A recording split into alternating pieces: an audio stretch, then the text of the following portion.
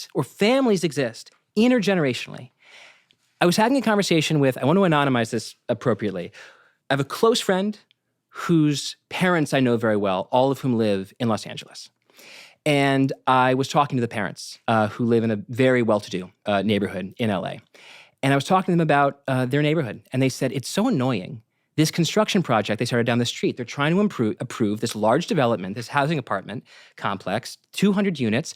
It's going to be awful. The traffic will be bad. I don't know where the parking is going to be. I don't want them to do it. I'm doing everything that I possibly can to round up all my friends in the block and get them to stop adding units to the street. Okay. I say, hey, by the way, how's your kid's housing search going? It's terrible, he said. There's nowhere for them to live in the city of Los Angeles. It's impossible for them to find a place. No. It's too expensive.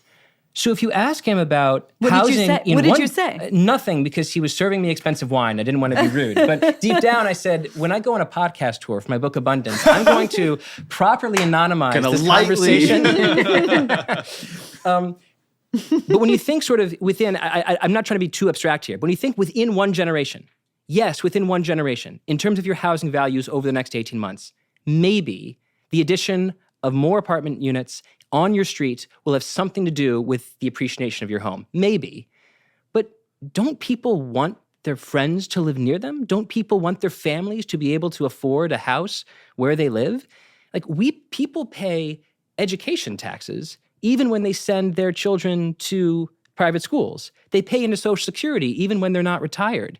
There's other ways in which we have like a slightly different mindset of, you know what, it's altogether proper for me to sacrifice just a little bit now